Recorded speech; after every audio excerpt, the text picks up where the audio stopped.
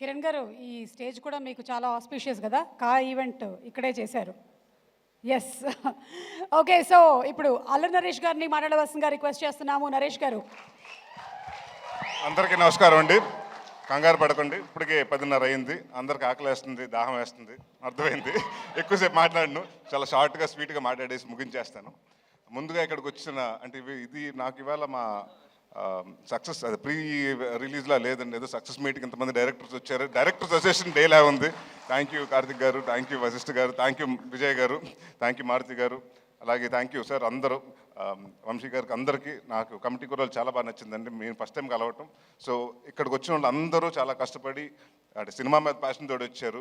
So ఇక్కడికి అంటే ఇందాక ఎవరు అన్నారు, నా మీద ప్రేమతో కాదండి, సుబ్బు గారి మీద ప్రేమతోటి, రాజా గారి ప్రేమతోటి వచ్చారు వీళ్ళందరూ. సో ఎవరి మీద ఇచ్చినా కూడా సినిమా కోసం అందరూ వచ్చి సపోర్ట్ చేయటం, మారుతి గారు వీళ్ళందరూ, త్రినాథరావు గారు వాళ్ళందరూ వచ్చి సపోర్ట్ చేయటం చాలా ఆనందంగా ఉంది.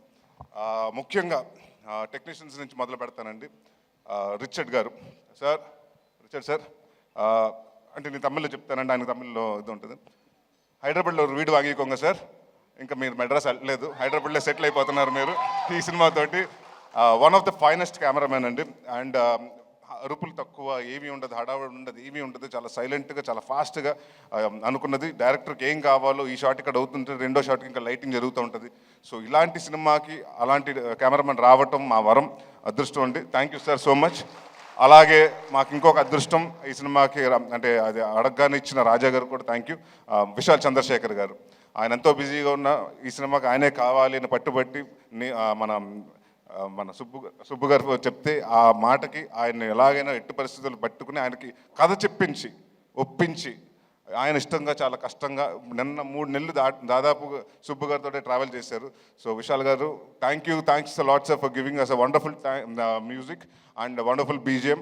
అండ్ ఈ సినిమా ఆల్బమ్ డెఫినెట్గా గుర్తుండిపోయే ఆల్బమ్ అవుతుంది నా కెరియర్లో. అలాగే మా చోటా ప్రసాద్ గారికి, మా బ్రహ్మకడ్లి గారికి, మా ఆర్ట్ డైరెక్టర్ బ్రహ్మ గారికి, అలాగే మా choreographer, action choreographer Prithvi and Ramakrishna మాస్టర్స్కి, మా డాన్స్ మాస్టర్ గారు జిత్తు మాస్టర్కి, అలాగే భాను మాస్టర్కి, వీళ్ళందరికీ పేరు పేరున థ్యాంక్ యూ చెప్పుకుంటున్నాను. అండ్ ఇవాళ నేను సినిమా గురించి మాట్లాడలేదండి, ఎందుకంటే అందరూ వచ్చి సినిమా గురించి మాట్లాడారు.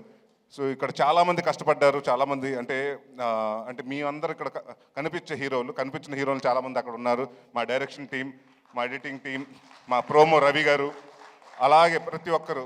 అండ్ మాకింత ఈ వాట్ ఎవర్ మా ఈ ఈవెంట్స్ అన్ని కవర్ చేసిన శ్రేయస్ మీడియా వారికి, అలాగే ప్రెస్ అండ్ ప్రింట్ మీడియా వారికి, ఎలక్ట్రానిక్ మీడియా వాళ్ళకి అందరికీ పేరు పేరు థ్యాంక్స్. మా వంశీ శేఖర్ గారికి, అలాగే మా తేజుకి. సో పేరు పేరుని అందరికీ thank you for supporting a lot.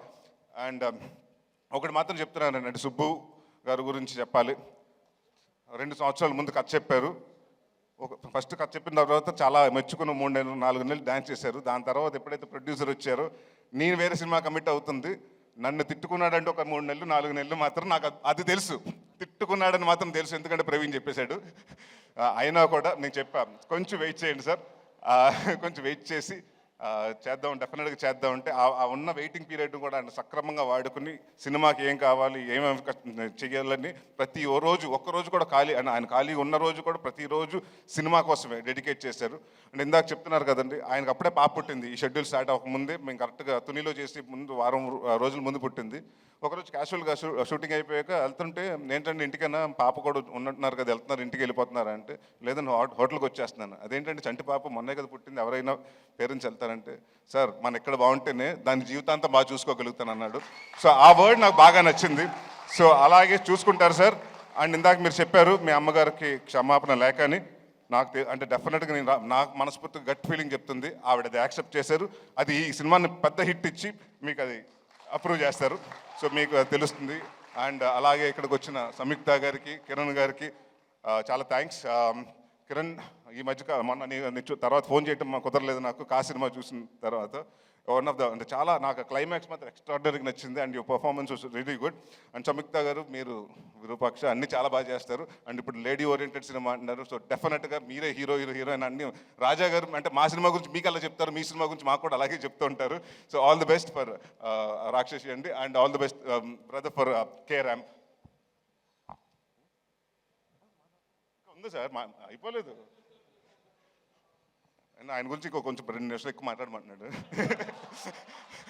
And అమృత అయ్యర్ గురించి చాలా డిసిప్లిన్ పర్సన్, టైం వచ్చి అన్ని ఏదైనా డైరెక్టర్ ఏం కావాలో చెప్తే అది చేసి ఆర్టిస్టు.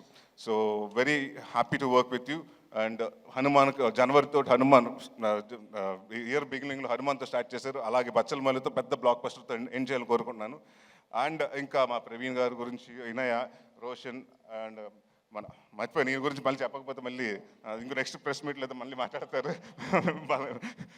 సార్ మిమ్మల్ని మా ఫాదర్ కింద చేశారు. సినిమాలో మాత్రం హెట్ చేస్తాను sir, but really in life I really love you sir. And అలాగే Ankit Goya, all the very best Ankit. I know you'll have a very bright future.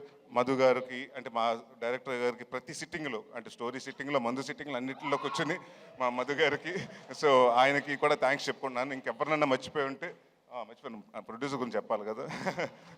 ఎందుకంటే ఈయనకి మేము ఆస్థాన కవుల్లాగా, మేము ఆస్థాన హీరోలు. ఈయనకి నేను సందీప్ కిషన్. సో ఇప్పుడు ఫస్ట్ సినిమా నాతోటి, సెకండ్ సినిమా సందీప్ తోటి, థర్డ్ సినిమా నాతోటి, ఫోర్త్ సినిమా ఆయనతోటి అలాగా. సో ఇదే జర్నీ కొనసాగాలంటే మళ్ళీ మనం నెక్స్ట్ ఇయర్ కూడా ఇంకో సినిమా చేస్తున్నాం. సో ఎవ్రీ ఇయర్ హాస్యతోటి నాకు ఇది మోర్ లైక్ హోమ్ బ్యానర్ లాగా అయింది.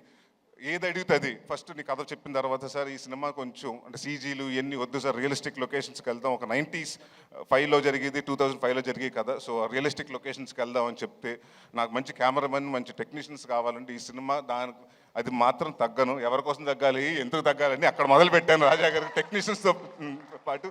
ఇంకా అక్కడి నుంచి ఆయన అడిగింది ప్రతిదీ ఇచ్చారు.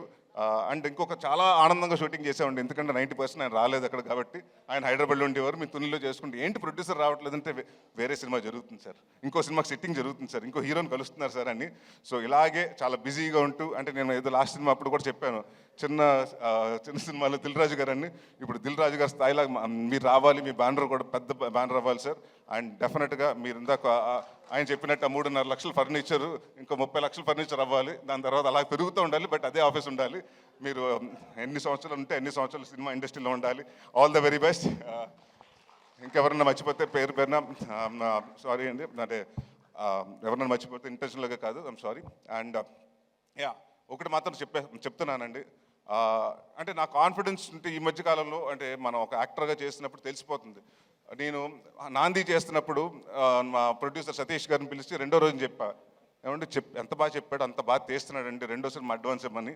అలాగే ఈ సినిమా జరుగుతున్న మూడో రోజు మళ్ళీ రాజా గారికి ఫోన్ చేసి, సార్ సుబ్బు ఆయన ఏదైతే చెప్పాడో అయితే ఎక్స్ట్రాడినరీగా తీస్తున్నాడు, ఆయన కూడా అడ్వాన్స్ ఇమ్మన్నారు, ఇచ్చేశారు, మరి నాకు మాత్రం పంపించట్లేదు. సో తర్వాత మాట్లాడుకుందాం పైన ఆఫ్టర్ పార్టీలో. సో అందరికి అంటే ఒకటి మాత్రం ప్రామిస్ చేస్తున్నానండి, ఇది చాలా ఎమోషనల్గా అందరూ కష్టపడి సిన్సియర్గా చేసాం. నాట్ ఓన్లీ మీ అండి, నా ఒక్కడి వల్ల, నా సుబ్బు గారి వల్ల కాదండి, 24 క్రాఫ్ట్స్ ప్రతి ఒక్కరు, లైట్ మ్యాన్ కాడి నుంచి, ప్రొడక్షన్ వాళ్ళ కాడి నుంచి, అందరూ ప్రొడక్షన్ మేనేజర్స్ కాడి నుంచి ప్రతి ఒక్కరు కష్టపడి ఇష్టపడి చేశారు. సో ఇలాంటి అంటే మేమెంత చేసినా సినిమా మీ దగ్గరకు వస్తుంది, 20వ తారీఖు మీ ముందు రిలీజ్ అవుతుంది. సో మేము కాన్ఫిడెంట్గా ఉన్నాం. మా కాన్ఫిడెన్స్ అంటే డెఫినెట్గా దాన్ని బ్లాక్ బస్టర్ చేస్తారా, సూపర్ హిట్ చేస్తారా, బ్లాక్ బస్టర్ చేస్తారా, కల్ట్కి చేస్తారా, క్లాసిక్ చేస్తారా, మీ చేతిలో ఉంది. సో బట్ నేను మాత్రం ఒకటి కాన్ఫిడెంట్గా చెప్పగలుగుతాను, ఈ క్రిస్మస్ మాత్రం మందే. ఎవరి కోసం తగ్గాలి, ఎందుకు తగ్గాలి?